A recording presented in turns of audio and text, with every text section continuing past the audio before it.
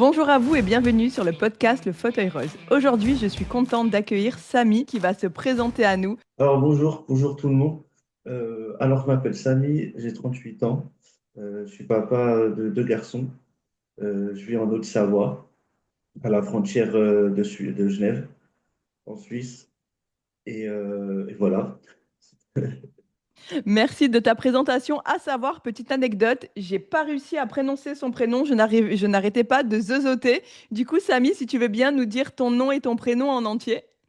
Alors mon prénom c'est Samy et mon nom c'est Sabri. C'est Donc c'est bien sur... Sabri. Voilà, je mettais un Z à chaque fois, alors que c'est pourtant Non, c'est très pas grave. simple, mais c'était la petite anecdote pour ouvrir l'épisode du jour. Samy, du coup, est auteur, il a écrit un livre, et il va nous raconter un peu son parcours et pourquoi, du coup, il a écrit ce livre. Dis-nous aussi le titre du livre qui est très important. Alors le nom du livre c'est La vie est une arène. Euh, En fait, je parle notamment de ma bipolarité dans cet ouvrage. En fait,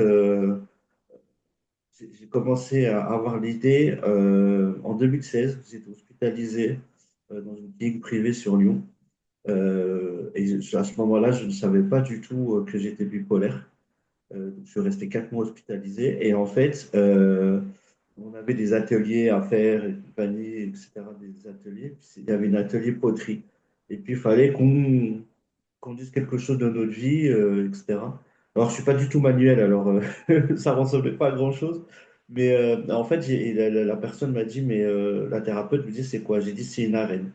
Elle me dit, pourquoi? Et je lui dis, parce que pour moi, la vie, c'est une arène, il faut se battre dans cette arène.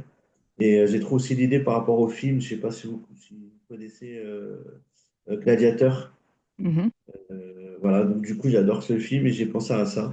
Et du coup, je parle notamment dans cet ouvrage de la vie, qu'est-ce qui se passe, voilà, de la vie en général, de la société. Et bon, ça a commencé aussi par mon enfance. J'étais un petit bébé prématuré entre la vie et la mort. Enfin, voilà. Du coup, ça a commencé comme ça, en gros. Et tu l'as su quand, du coup, que tu étais atteinte de troubles bipolaires? Bah alors oui, notamment oui, c'était en 2016. En fait, j'ai fait des tests pour voir vraiment si c'était vraiment bipolaire, etc. J'ai su à ce moment-là. Mais ce qu'il faut savoir, en 2016, en fait, enfin, ça fait déjà un moment qu'on ne connaît pas ce trouble. C'est un trouble qu'on ne parle pas assez, je trouve. Et du coup, bah, j'ai dit, en fait, ça te tombe dessus et tu te dis, mais c'est quoi ça? C'est pas possible. Et déjà, le plus dur, c'est de trouver un traitement. Et moi, ça a pris plus de 4 mois pour trouver un traitement. J'étais allergique à des médicaments. Enfin, c'était horrible. Et après, il y a des médicaments qui te font prendre du poids. Donc, c'était compliqué aussi. Enfin, voilà, c'était très compliqué. Mais j'ai fait plein d'hospitalisations parce que j'ai jamais trouvé vraiment de traitement. Et il faut avoir une super hygiène de vie. Voilà, c'est dur en fait de de s'équilibrer en fait par rapport à ce trouble. Ce que tu dis, c'est quand même, c'est ton parcours, mais on ressent énormément, j'allais dire c'est beau, mais on ressent beaucoup d'émotions quand tu le racontes. Et c'est pour ça, du coup, que tu as voulu écrire un livre, pour transmettre ça, pour faire entendre ta voix, pour aider les personnes à comprendre ce chemin-là que tu as vécu. Ouais, tout à fait, c'est ça. Bah, franchement, là, j'en parle naturellement parce qu'à une période, j'en parlais pas en fait, j'avais honte. Parce Il faut que, pas. franchement, j'avais honte parce que je me dis, mais on va me prendre pour un fou parce que ce qu'il faut savoir, c'est quand même une maladie psychique. Donc, du coup, les gens tout de suite te disent, mais non, mais en fait, en gros, t'es fou, tu prends un traitement, voilà quoi. Et du coup, Je te rejoins voilà, tout à fait sur ce que tu dis, mais moi je tiens à te dire que tu n'es pas fou et c'est au contraire, c'est une belle leçon de vie parce que tu as senti qu'il y avait quelque chose qui allait pas, tu as osé te faire accompagner, soigner. Et la dépression, moi j'ai souffert de dépression et ça reste aussi une maladie psychique, comme tu l'as dit. Donc moi j'ai refusé les médicaments, mais ça c'était pour une raison personnelle. Mais en tout cas, c'est beau parce que tu as écrit un livre et tu es papa aussi.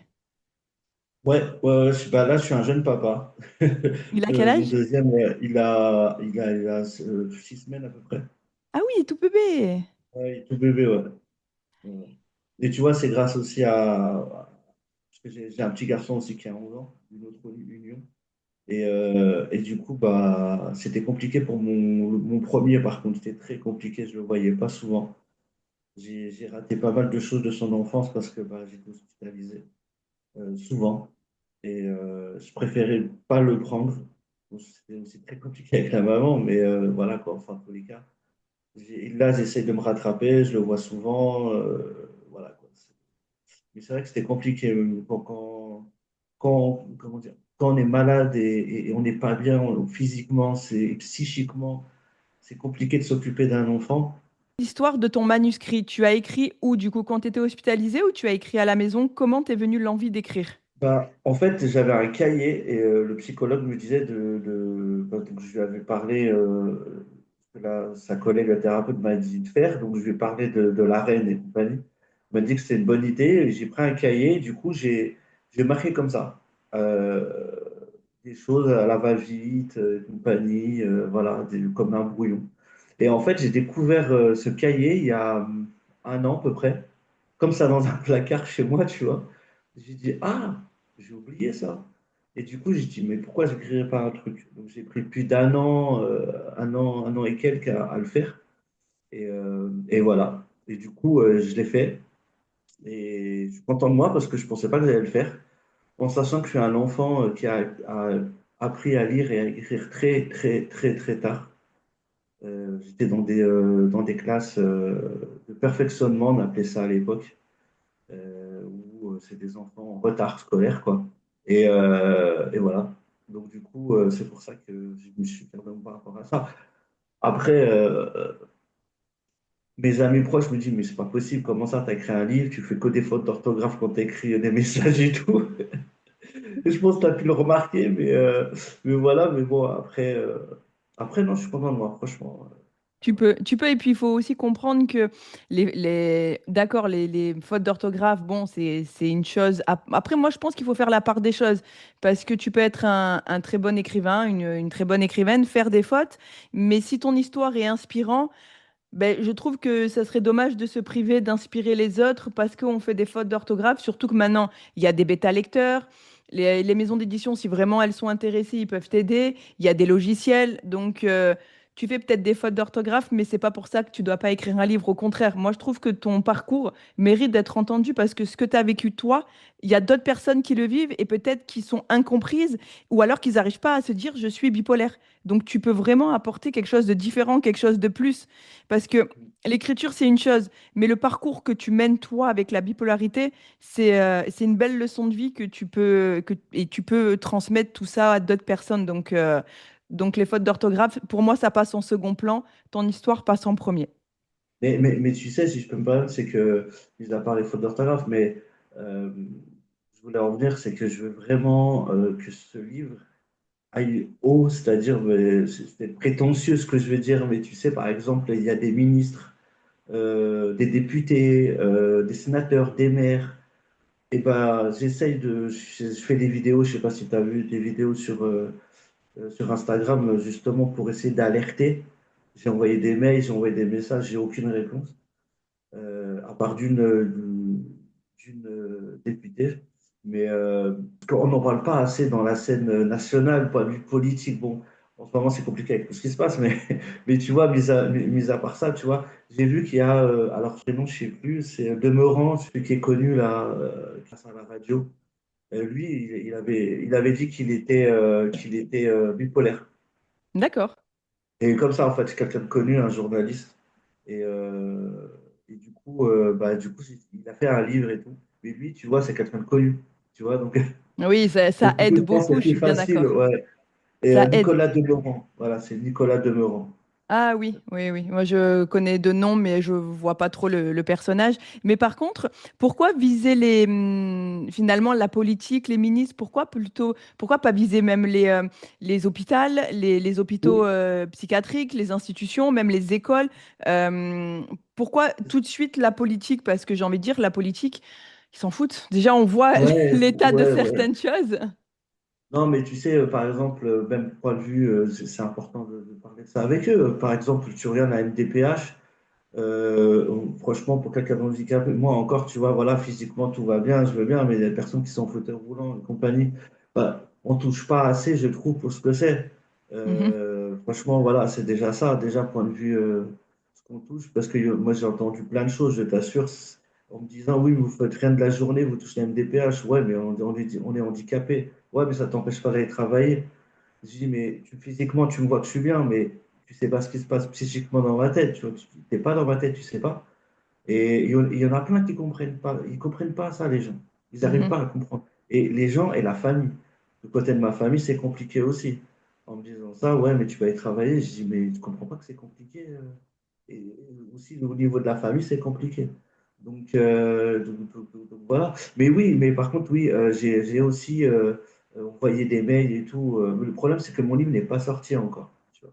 Donc j'essaye, tu vois, voilà, de contacter comme ça, voilà, pour voir que je suis là, quoi. Mais une fois qu'il soit sorti, une fois que mon livre est sorti, je peux aller En tout les cas, moi, voir. je Mais comprends oui, bien oui. le parcours que tu veux transmettre. Tu veux vraiment sensibiliser sur tout ça, sur le handicap en général. Et ce que je trouve beau, c'est que tu t'arrêtes pas que à la bipolarité, ce que tu me parlais des personnes en fauteuil roulant, etc. Et je trouve ça beau, en fait. Donc, honnêtement, si vous voulez aider Samy, actuellement, son livre est en pré-vente. Donc, il va nous en dire plus, d'ailleurs, sur ça. Aidez-le. Donc, si son univers vous parle, si la cause qu'il défend et résonne en vous, honnêtement, aidez-le. Donc, une prévente. Du coup, Samy, explique-nous un petit peu, c'est quoi l'histoire de la prévente de ton livre? Alors en fait, c'est sur le site etedin.com.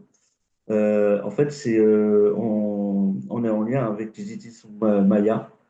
Et en fait, pour aller sur mon Instagram, par exemple, et vous avez le lien où en fait les personnes peuvent contribuer à mettre ce qu'ils veulent comme don. Donc ça commence par 6 euros et au maximum c'est 80. Et après, il y a des contributions libres. Même si on donne 1 euro, je suis content.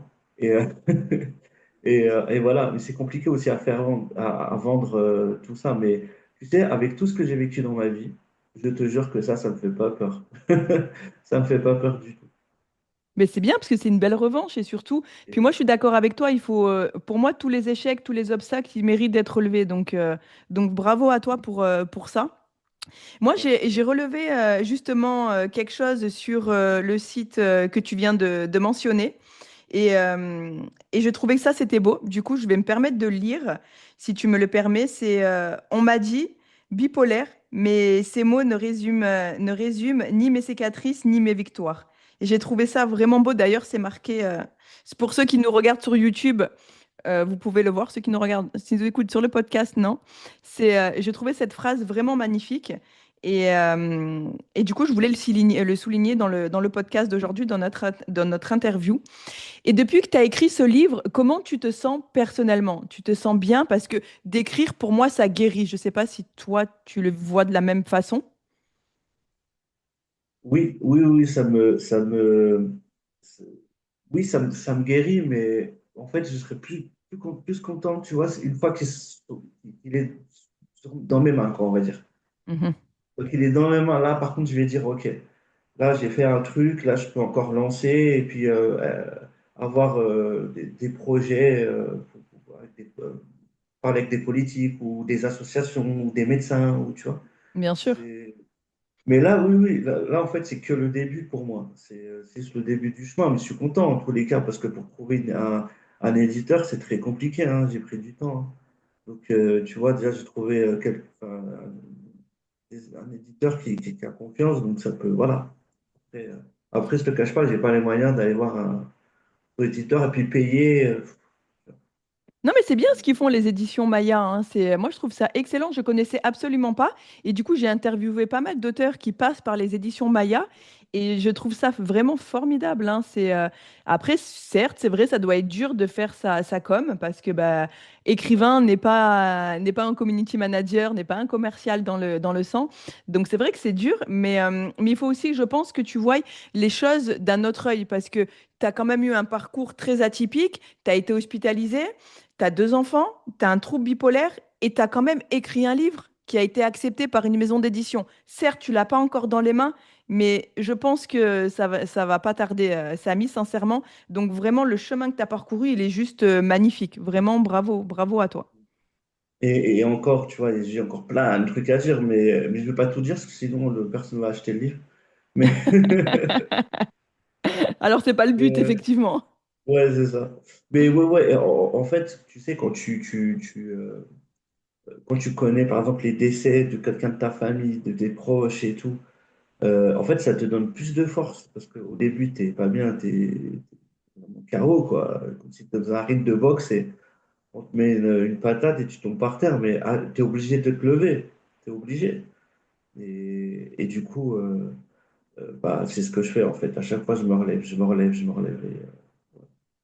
Mais c'est bien, c'est beau. Mais du coup, explique-nous vraiment la personne que tu étais avant d'écrire le livre et la personne que tu es devenue, s'il y a un petit changement. Une fois que tu as écrit ce livre, comment tu as ressenti quand mes éditions Maya t'ont dit, OK, on accepte votre manuscrit? Oh, j'étais content comme un fou. Il y avait ma conjointe à côté de moi. Je dis, qu'est-ce qui t'arrive? T'as gagné à l'euro million? Ou- Presque. J'ai dit, non, presque. Et voilà, non, je suis content. Mais là, tu vois, ça me permet aussi parce qu'il y a des personnes, tu sais, ce que j'ai sur les réseaux qui savent pas que je suis bipolaire. La famille et tout, enfin, il y en a plein qui savent pas. Et du coup, bah là, j'ai lancé le truc. Et il y en a, ils me disent, mais comment ça, t'es bipolaire, on savait pas, tu vois. Voilà quoi. J'ai dit, bah si maintenant tu le sais. Ah Exactement. non, t'as carrément écrit un livre et tout sur ça, ouais, ouais. Ah ok, bon, bah ok. Il y en a plein qui sont, ouais, ils savent pas. Du coup, bah ça m'a libéré par rapport à ça aussi, tu vois. Tout Donc, à fait. il y en a, ils se posaient des questions, pourquoi d'ailleurs, ce que je disais tout à l'heure, pourquoi je travaillais pas, bah, maintenant ils le savent. Tu vois, par exemple. Tout à fait. Après, tu as écrit un livre quand même. Je trouve que c'est du travail, hein. Alors oui, financièrement, pour l'instant, ça te rapporte rien. Mais honnêtement, écrire un livre, c'est très compliqué et ça demande énormément de temps et d'investissement sur soi. Et puis, encore une fois, ben, tu travailles pas, ça te regarde. Et je pense qu'aujourd'hui, les gens qui vont entendre l'épisode du jour, euh, tu as quand même un trouble bipolaire. Donc, c'est pas facile. Et puis ça te regarde. Je pense que personne n'a droit de juger personne. Puis les gens, ils sont mal informés sur la bipolarité, sur la dépression, sur beaucoup de maladies. Donc, c'est vraiment bien que tu en parles et que tu oses casser les tabous. Donc, vraiment, continue comme ça. Moi, j'ai une autre question pour toi. Qu'est-ce que Mais juste, l'écriture t'apporte? Sincèrement, est-ce que tu dois écrire un autre livre? Alors, je sais que je mets un petit peu la charrue avant les bœufs, mais on va pas, on va rester sur ton premier livre, La vie est une arène, que je trouve le titre très très beau. Qu'est-ce que ça t'apporte d'écrire? Est-ce que ça te soulage? Explique-nous vraiment un petit peu ce processus d'écriture que tu as eu.